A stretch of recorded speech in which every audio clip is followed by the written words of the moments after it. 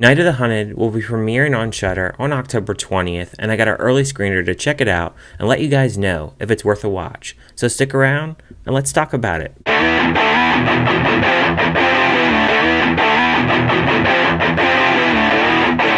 When an unsuspecting woman stops at a remote gas station in the dead of the night, she's made the plaything of a sociopath sniper with a secret vendetta. The film stars Camille Rowe, Scippio, Stasa Stanic, and was directed by Franck, Khalfoun, and he's done one other film that I've seen called Amityville: The Awakening, and that film was terrible. So going into Night of the Hunted, I knew nothing about this film. I saw a poster, saw the name. I usually don't look up who's in the films. I don't look up who's directed them. And I don't even watch a trailer going to these films. I like to go in them pretty fresh, so I did the same thing that I do for any Shudder film and just hope that it's a half-decent film that I can enjoy. The film here, we have Alice and John. They are co-workers and they're going to this convention. We see them in the middle of the night and she is going to go back to her boyfriend, and we see them stop off at a gas station. And when they get to this gas station, we see Alice go into the said gas station. There's nobody inside. She's taking a few things, and when she tries to exit the convenience store, she gets shot at from a supposed sniper.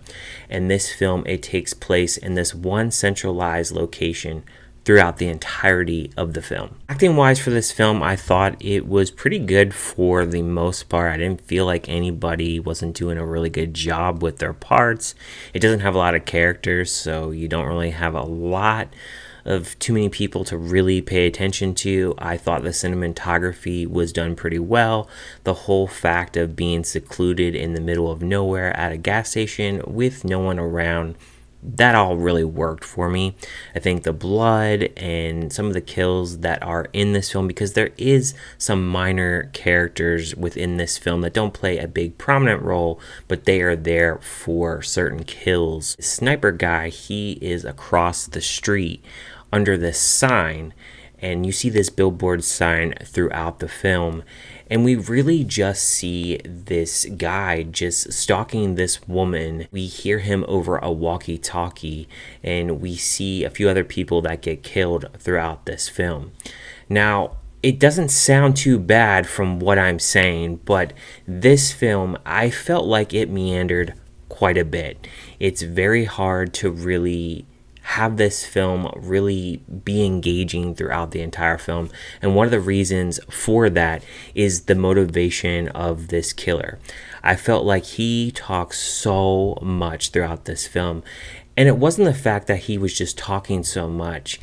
It got really political, and that is what completely ruined this film for me, because we're talking about anti-vaxxers, we're talking about different kind of gun control laws. There is so many political issues that this director threw into this script that it just completely annoyed me after a while. I just wanted to have a fun time and have some decent motivation for this guy picking off people one by one. And the film, it does have some tension at points. Don't get me wrong. There are definite points in here I was like, well, I liked how they did that and that and that. And it's interesting, I would say, for the first maybe 35 to 40 minutes. And then that second half of the film, it gets a little bit boring at points. And the fact that there's just so much jammed agenda of political stuff in here. There's a part in here where they're talking about fake news and just so much other crap. I felt like it could be a film that they really built on, and maybe, this guy just going around killing people, maybe he would just do it for no reason. Then, that would have made it more creepier. But just his motivations, I didn't like it, and I felt like he was very annoying after a while. And I think for some people this could be kind of split. Some people, they may overlook some of the things in here, or they may feel like, maybe it's not that bad of a film to them. I know for one set films, it's very hard to do. It can be done. There are many films that I've watched with one set locations that are done very interesting. And I think this film, it has an interesting premise to a point, but I think it just spoils it with just throwing things, like I said, political stuff.